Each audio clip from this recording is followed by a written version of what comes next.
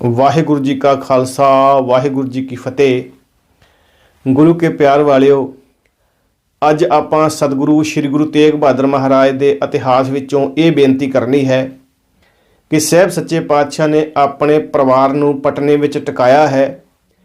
एक राजे दे साथ असाम वल रवाना होण लगे है। ये विचार कीती सी कि वो राजा कौन है, औरंगजेब बादशाह ने उन्होंने असाम वल क्यों भेजिया। ये बारे आपां विचार करते हाँ। भावें कि गुरु साहब जी ने पटने शहर दीयां संगतां वल हुक्मनामे लिखे है, उस राजे का जिक्र किया है, पर गुरु साहब जी ने नां नहीं लिखिया। इस तरह इतिहासकारां ने भी उस राजे दे कई नाम लिखे हैं, जिवें उहदा नाम मान सिंह भी आउंदा है, उहदा नाम बिशन सिंह भी है, उहदा नाम जै सिंह भी लिखिया मिलता है। इस राजे के नाम बारे जो विचारवान विद्वानां दा मनना है, उहदे बारे आपां बेनती करते हैं। 8वीं पातशाही धन गुरु हरकृष्ण साहब महाराज जदों दिल्ली गए है, एक राजे ने महाराज नूं अपने बंगले विच लिजा के बड़ी सेवा की सी। भावें कि उन्हें गुरु साहब की औरंगजेब के प्रभाव के नाल अजमत भी परखी है, पर गुरु साहब ने बचन आख्या सी, भलिया पुरखा तू प्रीत रख ली है, प्रतीत तो डोल गया है, भरोसा ते ईमान नहीं रख सकिया। इस वास्ते तेरा घर बंगला बंगला साहब बन जाएगा, पर तू गुरु नानक के दरबार नाल जुड़िया रवी। ये उपदेश उन्हें मन्निया ते गुरु साहब का श्रद्धालु बनिया रहा। इहदा नाम सी राजा जै सिंह। ये मिर्जा जै सिंह औरंगजेब बादशाह का भी वफादार ते शुभ चिंतक सी। ये मिर्जा जै सिंह ने औरंगजेब बादशाह नूं राज गद्दी तक ले जाण वास्ते बड़ा उद्यम किया, उहदा बड़ा सहयोग दिता। इस तो बाद दक्षिण के इलाके विच मिर्जा जै सिंह ने मराठियां दे नाल टक्कर लई है। मराठियां दे नाल टक्कर लैके जित्तां प्राप्त कीतियां और शिवाजी मराठा दे कई किलियां उत्ते कब्जा कर लिया। जवानी दे हुलास विच इन्हें बड़ियां बड़ियां जित्तां प्राप्त कीतियां हन। भावें कि मिर्जा जै सिंह ने हिंदुस्तान के बादशाह नूं ये प्रेरणा की है कि मराठियां दे नाल दक्षिण दे विच राजनीतिक संधि करनी चाहिए। औरंगजेब बादशाह ने शिवाजी मराठा नूं आगरे के किले विच सद्दिया। उहदे नाल उहदा 9 साल का पुत्र भी है, जिहदा नाम है शंभाजी। याद रखना, संधि के बहाने धोखेबाज दगेबाज इस औरंगजेब बादशाह ने इन्हां दोवां प्यो पुत्रां नूं आगरे के किले विच बंदी बना लिया और राजपूत ते मराठे खानदानां दे विच इस घटना का बुरा प्रभाव पिया। इस कदर इन्हां दोवां प्यो पुत्रां नूं आगरे दे विच बंदी बना के औरंगजेब बादशाह ने राम सिंह नूं इन्हां दी निगरानी वास्ते नियुक्त किया है।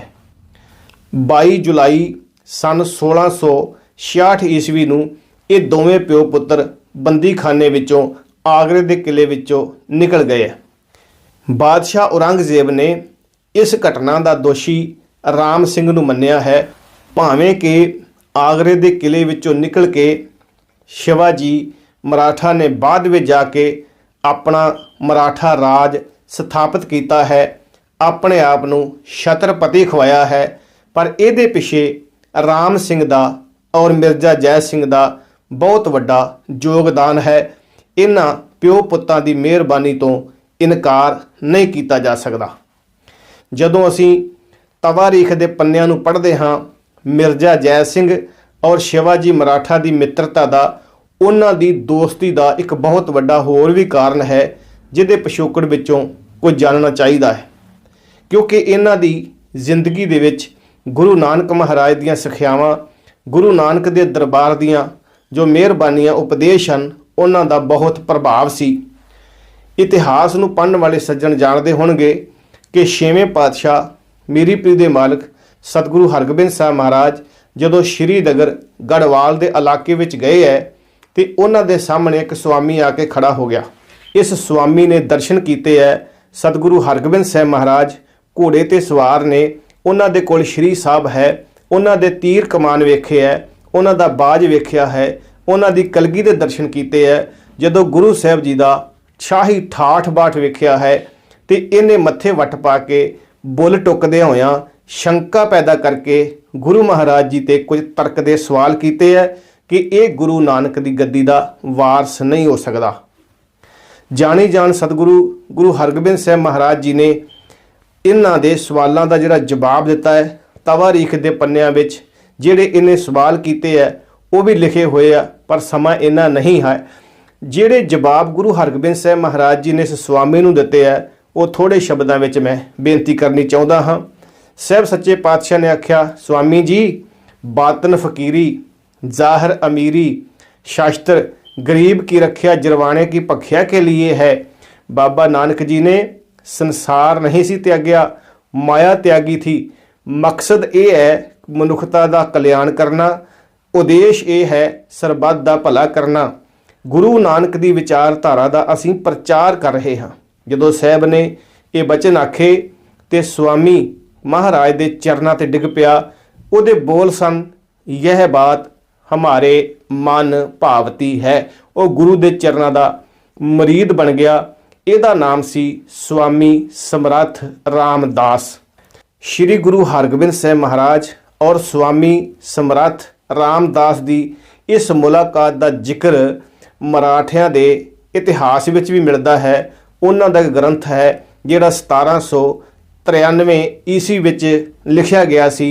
ਉਹਦਾ नाम है स्वामी समर्थ रामदास बखर। ਉਹਦੇ ਵਿੱਚ भी इस घटना ਨੂੰ विस्तार ਵਿੱਚ लिखिया गया है। असल ਵਿੱਚ स्वामी समर्थ रामदास ਜਿਹੜਾ है ਇਹ शिवा जी मराठा ਦਾ ਧਰਮ ਗੁਰੂ है, जिन्हें विद्या ਦਿੰਦਿਆਂ ਹੋਇਆਂ गुरु नानक साहब ਦੇ ਦਰਬਾਰ ਦੀਆਂ ਸਿੱਖਿਆਵਾਂ शिवा जी ਨੂੰ ਦੇ ਕੇ ਇੱਕ ਗੱਲ ਆਖੀ ਸੀ, ਜੇ ਲੋਕਾਂ ਦੇ ਦਿਲਾਂ ਤੇ ਰਾਜ ਕਰਨਾ ਹੈ ਤੇ गुरु नानक साहब ਦੀ ਦਰਬਾਰ ਦੀ ਵਿਚਾਰਧਾਰਾ ਨੂੰ ਅਪਣਾਉਣਾ ਪਵੇਗਾ। असल ਵਿੱਚ गुरु नानक साहब की विचारधारा का असर शिवा जी मराठा ते होया। गुरु नानक साहब महाराज जी के उपदेशों का असर मिर्जा जय सिंह के जीवन में होया। इन्हां दी दोस्ती बनी है, इन्हां दी मित्रता बनी है। याद रखना, हिंदुस्तान का बादशाह औरंगजेब इस गल तो दुखी हो गया कि मराठे खानदान और राजपूत जिहड़े घराने है ये आपस में मित्रता ते सांझ वधा रहे आ। ये गल हिंदुस्तान के बादशाह नूं पसंद ना आई। वो मौका आ गया, एक वक्त आया जदों कि बंगाल का सूबेदार मीर जुमला मलेरिया की बीमारी नाल मर गया तो हिंदुस्तान के बादशाह ने एक फैसला किया कि उत्थे किसी नूं मुहिम उत्ते भेजना चाहिए। इसे ही राजा राम सिंह की उन्हें चोण की है कि इनू इस इलाके विच भेजिया जाए, क्योंकि एक तरह औरंगजेब बादशाह ने राजा राम सिंह नूं सज़ा ही दिती सी, क्योंकि उस इलाके दे विच मलेरिया की बीमारी फैली हुई है। असम के इलाके विच तांत्रिक ने जादूगरां का बड़ा प्रभाव है और अहोमी कबीले के जिहड़े लोग ने बड़े बलवान ने, बड़े बहादुर ने, उन्हां दा मुकाबला करना बहुत औखा है। और वड्डी गल है कि बादशाह औरंगजेब ने अपनी सेना विचों 1500 की गिनती विच कमज़ोर तो कमज़ोर सिपाही इस राजा राम सिंह नूं दिते है, भावें कि 4000 उन्हें राजपूत सिपाही अपने वल्लों तैयार किए सन। औरंगजेब के मन में ये गल है, जेकर राजा राम सिंह असम की मुहिम विच जावेगा, मारिया जाएगा, सरकार नूं कोई फर्क नहीं पवेगा। अगर जे ये जित के मुड़ेगा तो बल्ले बल्ले धन धन हकूमत दी होवेगी। इस वास्ते राजा राम सिंह नूं औरंगजेब बादशाह ने असम की मुहिम विच राजा चक्कर ध्वज दे नाल मुकाबला करने वास्ते अहोमिया के मुकाबले ते इसलिए भेजिया है। राजा राम सिंह की माँ पुष्पा देवी ने उस वेले अपने पुत्र नूं कहा सी, बेटा जे गुरु तेग बहादुर साहब सच्चे पातशाह तुहाडे नाल चले जाण, तुहाडा वाल विंगा नहीं होवेगा। जिस दा साहब डाढ़ा होए तिस नूं मार ना साकै कोए, जिसके सिर ऊपर तू स्वामी सो दुख कैसा पावै। उस दरबार में जाके बेनती कर जिथों आवाज़ आउंदी है, जो शरण आवे तिस कंठ लावै। ये बिरध स्वामी संदा। श्री गुरु तेग बहादुर महाराज जी ने ਇਸ ਰਾਜਾ ਰਾਮ ਸਿੰਘ ਦੀ ਬੇਨਤੀ ਨੂੰ ਪ੍ਰਵਾਨ ਕਰਦਿਆਂ ਅਸਾਮ ਵੱਲ ਤਿਆਰੀ ਕੀਤੀ ਸੀ। ਪਟਨੇ ਸ਼ਹਿਰ ਤੋਂ ਇਸ ਰਾਜੇ ਦਾ ਨਾਮ ਰਾਜਾ ਰਾਮ ਸਿੰਘ ਹੈ ਔਰ ਔਰੰਗਜ਼ੇਬ ਬਾਦਸ਼ਾਹ ਨੇ ਇਹਨੂੰ ਇੱਕ ਸਜ਼ਾ ਦਿੱਤੀ ਸੀ। ਇਹਦੇ ਸਾਥ ਵਿੱਚ ਸ੍ਰੀ ਗੁਰੂ ਤੇਗ ਬਹਾਦਰ ਮਹਾਰਾਜ ਜੀ ਨੇ ਪਟਨੇ ਸ਼ਹਿਰ ਤੋਂ ਇਹਦੇ ਨਾਲ ਸਾਥ ਨਿਭਾਉਣ ਵਾਸਤੇ ਔਰ ਖੂਨ ਦੀਆਂ ਨਦੀਆਂ ਤੇ ਲਹੂ ਦੇ ਦਰਿਆ ਰੋਕਣ ਵਾਸਤੇ ਦੋਵਾਂ ਰਾਜਿਆਂ ਦੀ ਸੁਲਹ ਸਫਾਈ ਕਰਾਉਣ ਲਈ ਅਸਾਮ ਵੱਲ, ਢਾਕੇ ਵੱਲ, ਬੰਗਾਲ ਵੱਲ ਜਿਹੜਾ ਧਰਮ ਦਾ ਪ੍ਰਚਾਰ ਕੀਤਾ ਹੈ। ਇਤਿਹਾਸਕਾਰਾਂ ਦਾ ਮੰਨਣਾ ਹੈ ਕਿ ਗੁਰੂ ਤੇਗ ਬਹਾਦਰ ਮਹਾਰਾਜ ਜੀ ਦੇ ਇਸ ਇਤਿਹਾਸਕ ਫੈਸਲੇ ਦੇ ਨਾਲ ਪੂਰਬੀ ਭਾਰਤ ਦੇ ਵਿੱਚ ਬਹੁਤ ਭਲਾ ਹੋਇਆ ਹੈ। ਇਹਨਾਂ ਰਾਜਿਆਂ ਦੀ ਗੁਰੂ ਸਾਹਿਬ ਜੀ ਨੇ ਕਿਵੇਂ ਸੁਲਹ ਕਰਾਈ ਹੈ, ਇਸ ਜ਼ਿਕਰ ਨੂੰ ਅਗਲੇ ਭਾਗ ਵਿੱਚ ਕਰਾਂਗੇ। ਹੋਈਆਂ ਭੁੱਲਾਂ ਦੀ ਖਿਮਾ ਬਖਸ਼ਣੀ ਜੀ। ਵਾਹਿਗੁਰੂ ਜੀ ਕਾ ਖਾਲਸਾ, ਵਾਹਿਗੁਰੂ ਜੀ ਕੀ ਫਤਿਹ।